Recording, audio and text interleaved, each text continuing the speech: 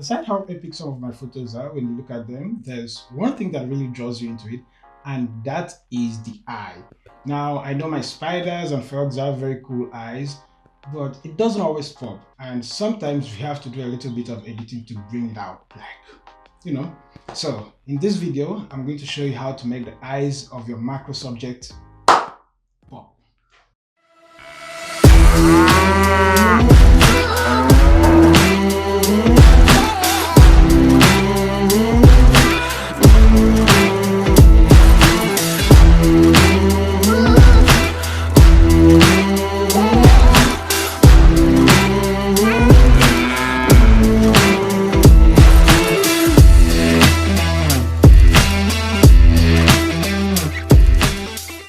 So onto Lightroom Mobile, wolf spider with babies, no better picture. And yeah, I'm editing on TCL40 NXTPAPER. So yeah, perfect combination. Now this is the final result. I posted this picture some time ago. I'm going to show you the before. This is what it looks like. And this was the final result. So I'll go on to masking. This is the OG adjustment, the MVP adjustment. And what did I really do here? Made a couple of radial gradient or radial filter, radial mask. I don't know what the right word is for it. And then I adjusted it. I'm going to show you what it looks like without it. Yeah. Does it look interesting or boring? And this is what it looks like with it. It pops. Yeah, like popcorn. So I'm going to show you how to achieve this. I'll hide this one right now and go ahead and make another one. So I'll not be very accurate in this because it's just a demonstration, but you'll get the point. So it can be a little bit difficult doing this on mobile, but I do 95% of my edit on mobile. The only time I use my PC is when I'm doing focus stacking, or maybe it's something that Lightroom just can't handle, so I use Photoshop for it. One reason why is because I started editing with the phone and I found it very flexible. I mean, I started photography as a whole with the phone. So I'll create a radial gradient, I'll duplicate, not for one eye, but all 8 eyes. Like I was saying, it can be difficult getting it very accurate on mobile because of how small the screen is. But even more like crazy enough, I never use landscape when editing. I always use portrait mode.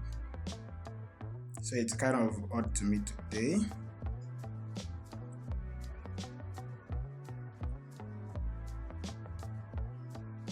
Yeah, it's very difficult matching that. Never mind, I'll just go on and duplicate. Another reason I like using my phone to edit is because the colors are accurate, more accurate than my PC. So I prefer using phone to edit. For this one, I'm using TCL40 NXTPAPER. It has a decent color accuracy.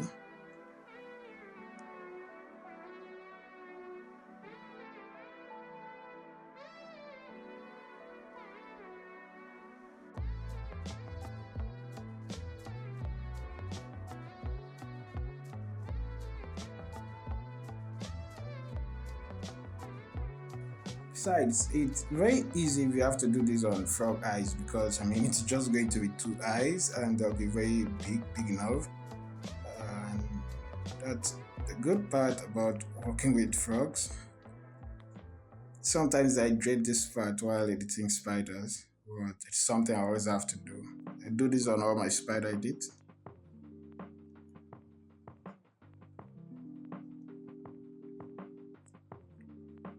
Also, this edit applies beyond spiders. Anything that has reflective eye, just do this edit on it and it's really going to change just how it looks and everything. You'll love it. So have it all done on the 8 eyes now. And this adjustment isn't going to be like a general overall kind of adjustment. It's something I want to complement with the other part of the picture. So it will just kind of like match. It doesn't have to stand out and make it seem as if I edited this. It just has to be natural. So when you look at it, you'll be like, yeah, their eyes are really bright. And of course, their eyes are really bright. So I'll increase the exposure a little bit. Yeah, that's good enough. And the edits I'm going to do here are very subjective. It depends on the subject and the lighting, all those kind of things. So for this one, I'll increase the contrast because I need the bright parts to be brighter and the dark parts to be darker. I'll also increase the highlight.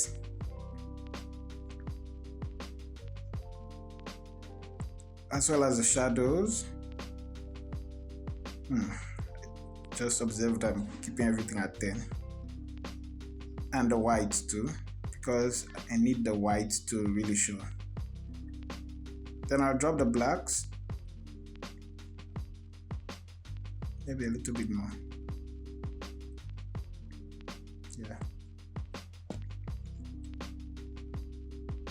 I observe a little bit of blue on the eyes, so I'll try taking that out with this next part of the edit. But before that, let me show you just what the little adjustment I've done has influenced thus far. Yeah, we've taken it from this to this with just that adjustment, and believe me, a lot of times you could just stop there and it's going to get the job done. But I'll go on to the color panel. I'll increase the temperature a little bit because I'm observing blues in the eyes. Really doesn't do it, so I'll drop the saturation too. Yeah, it feels more balanced right now, and I like keeping my edits simple, so I don't really see the need to touch all these other areas because aside the simplicity, I want it to be as natural as possible. Come to the effects panel a little bit of texture. I think I should drop it at 4. Clarity, just tiny bit, yeah. And then the haze. +1 is too small. +2. I like making just very little adjustments. Then I'll come to sharpness and yeah, no, not +1, +2. And that's it. So I'm done. Yeah, I'm done. Let me show you. Hide. This is what we have. Show. And oh boy, that really pops. Just take a look at this. We went from something really dull and uninteresting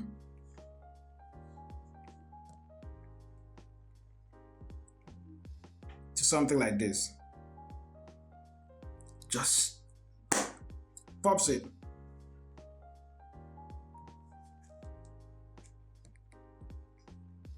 That's the beauty of it. That is just it. Yeah. So I'll try it on one other picture. So just hold on, don't go anywhere.